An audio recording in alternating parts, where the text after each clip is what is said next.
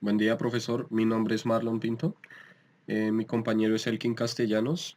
Este es el tercer programa de Introducción a la Computación Gráfica referente a la comparación de tres diferentes métodos para trazar una línea en OpenGL utilizando el algoritmo de Bresenham, de DDA y el propio.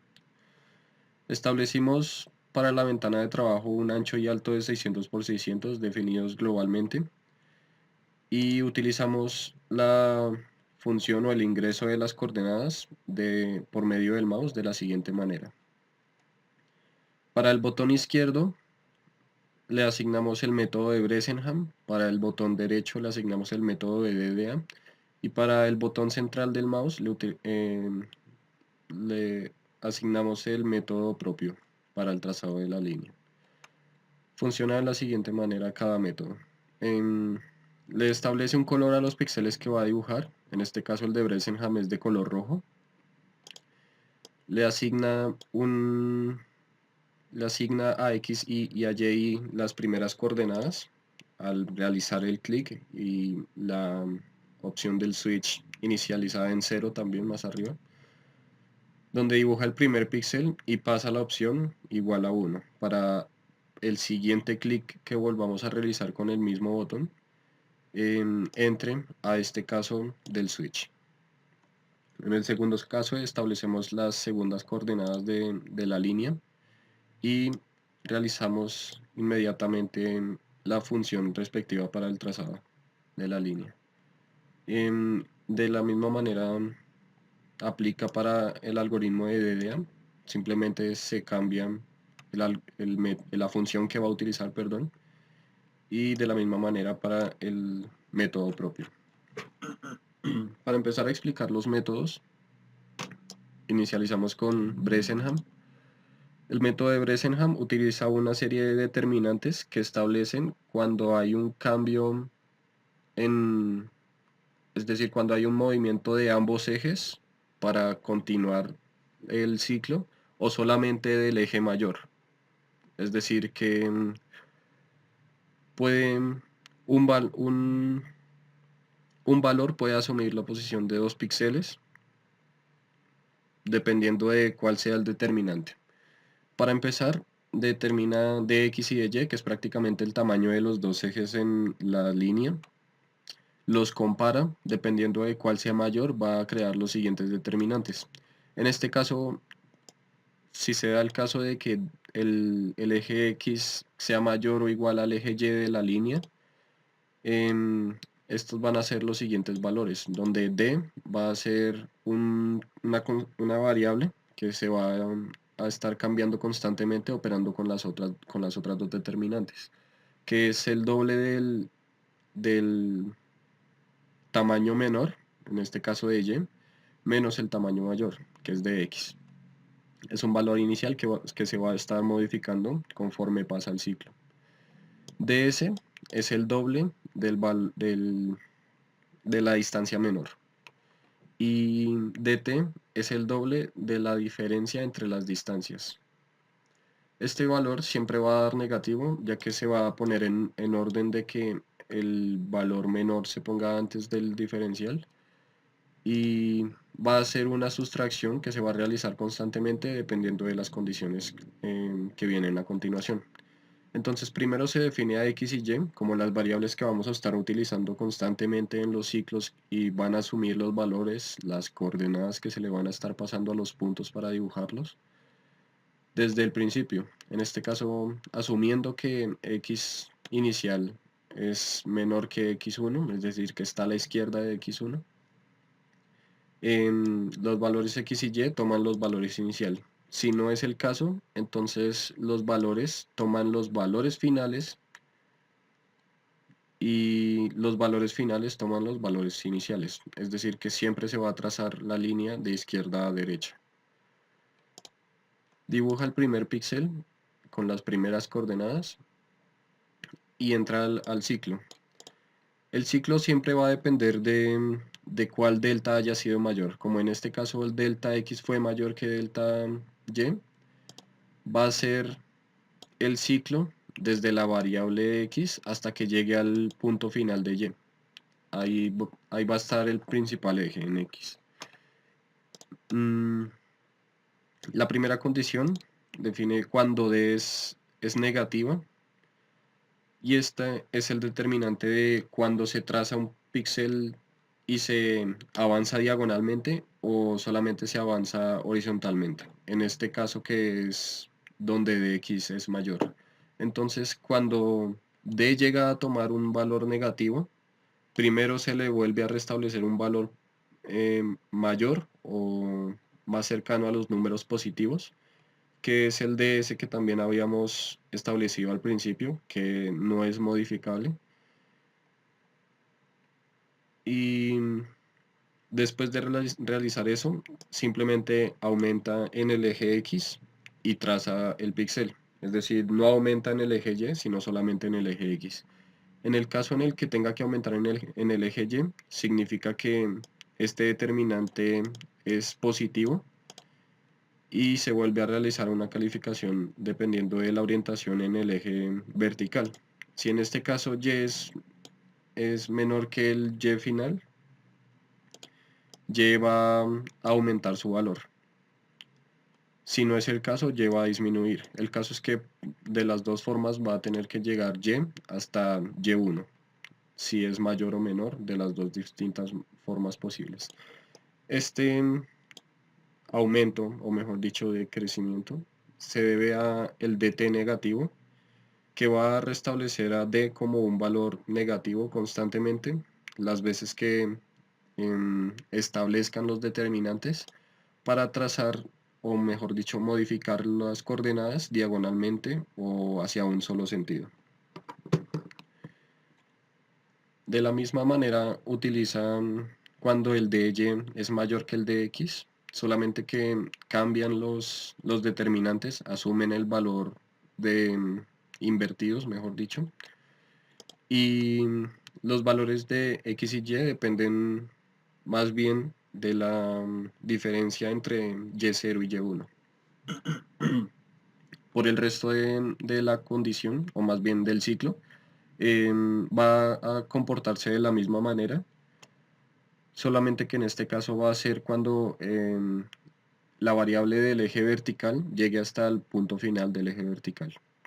Son las dos posibles formas donde dx sea mayor o menor que dy, y se implementan de las dos diferentes maneras. En este caso siempre va a haber un aumento en y, pero algunas veces va a haber aumento en x. Esa es prácticamente la parte importante de Bresenham, es entender que hay determinantes que establecen cuándo hay un cambio en ambos ejes y cuándo es solamente un cambio en un eje. Para el algoritmo de DDA, es el algoritmo más corto, la función más corta en cuanto a líneas de código. Recibe también las dos coordenadas, solo que en este caso no es x0 y y0, sino x1 y y1 y x2 y y2. Crea las flotantes AY, AX, XY y luz.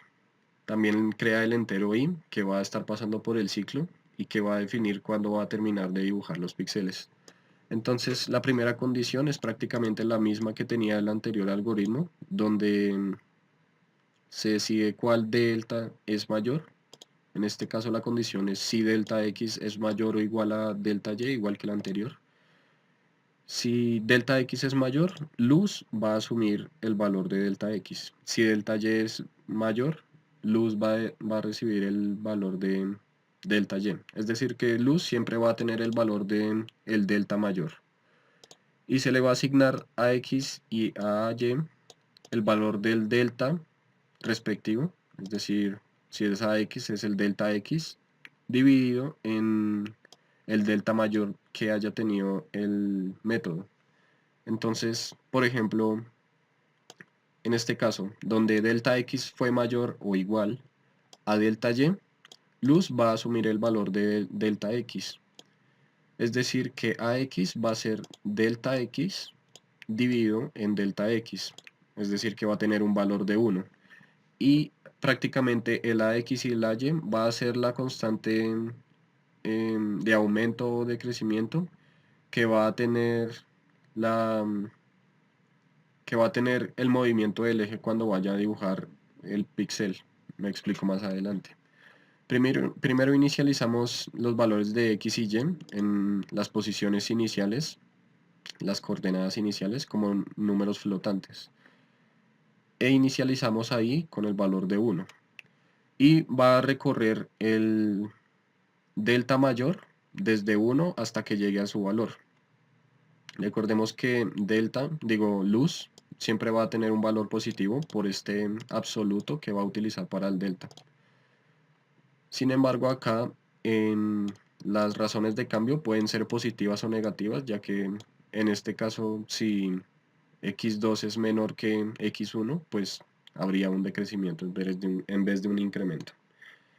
Para el ciclo donde va a dibujar los píxeles, primero dibuja el píxel aproximándolo al valor más cercano hacia abajo, al valor entero más cercano hacia abajo de x y de y va a realizarse su respectivo aumento o decrecimiento en ambos ejes, dependiendo de cuáles hayan sido las constantes de proporción que se hayan establecido acá. Entonces x siempre va a asumir el valor de x más su constante, y y siempre va a asumir el valor de y más su constante. Es decir que en el caso de que el delta x sea mayor, x siempre va a aumentar de 1 en 1 debido a esta operación. Y si delta y es mayor, y va a aumentar de 1 en 1. El caso es que siempre va a haber uno que aumenta de 1 en 1 y otro que va a aumentar o decrecer también en una razón distinta, dependiendo también de esta operación. Y se le asigna ahí un valor siguiente. Es decir, que recorre todo el delta mayor hasta llegar al final. Ese es prácticamente todo el algoritmo de DDA. Es bastante simple y bastante funcional y eficiente, ya que cubre todas las condiciones que se pueden tener sobre una recta en el trabajo que estamos realizando. Para el algoritmo propio,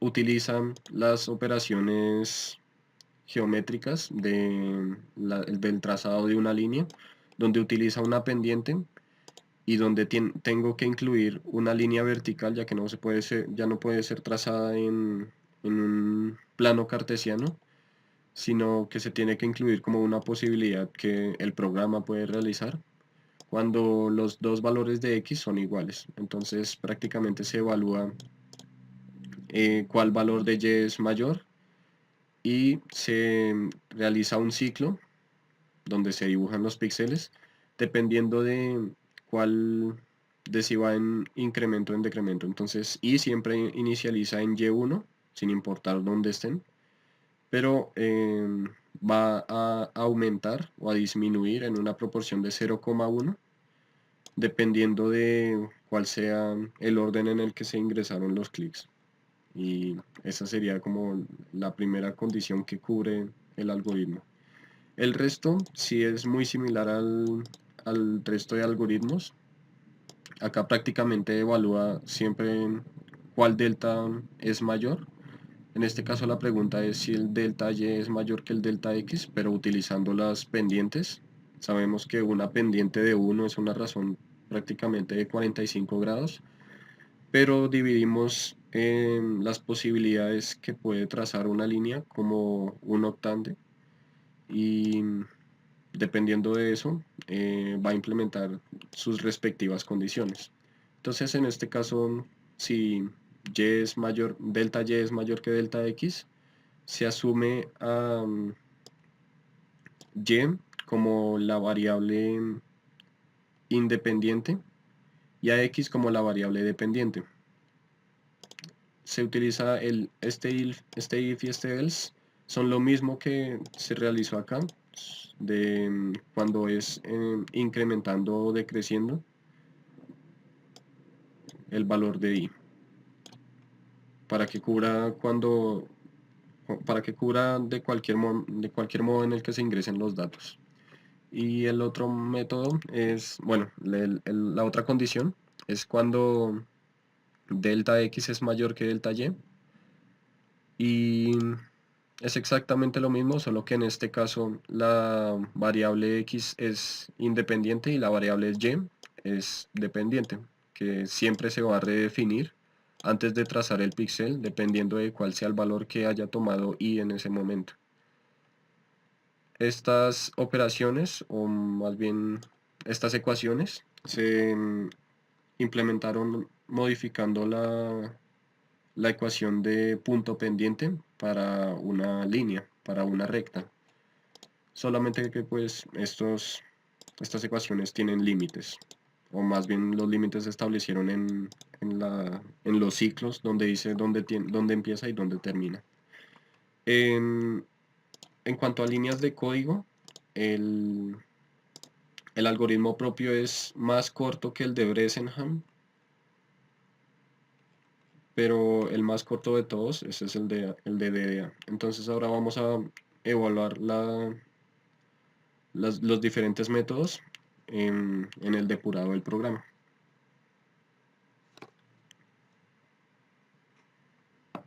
Ok, entonces esta es mi ventana de trabajo. Voy a utilizar primero el método de Bresenham. Entonces recordemos que va a utilizar el color rojo para Bresenham. Este es el primer clic y este es el segundo clic. Se nota el trazo, se nota la velocidad del trazo y también puede trazar hacia cualquier dirección prácticamente. Incluso si es perfectamente horizontal o vertical, cubre todas las posibilidades. De la misma manera, para el método de DDA, que utilizó un color negro, también se le puede notar la velocidad del trazo, que es similar a la de Bresenham, solo que un poco más rápida debido a su fácil, ¿cómo decirlo? Construcción, donde no tiene que manipular tantas variables y tantas constantes y operaciones matemáticas, sino más bien una proporción de aumento o de crecimiento más común. Y para la implementación de el método propio, de color azul, vemos como la línea es muchísimo más lenta, su trazado. Y esto se debe a que a comparación de las otras dos, esta utiliza un aumento y decrecimiento de 0,1 en vez de 1.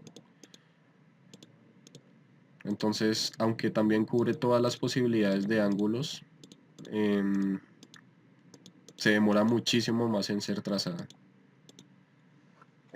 Algo que podemos también darnos cuenta de esta situación es que el de Bresenham, por ejemplo, utiliza siempre valores enteros. Entonces siempre hay una, un aumento constante de una unidad, de un píxel por ciclo. El de DDA utiliza valores flotantes para la definición de sus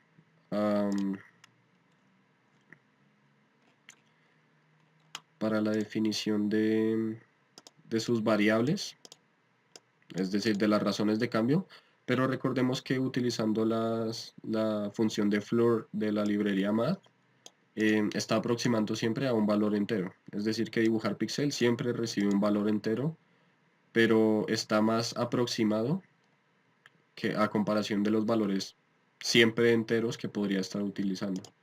Entonces, por esa razón utiliza también números flotantes para siempre tener un dato más cercano.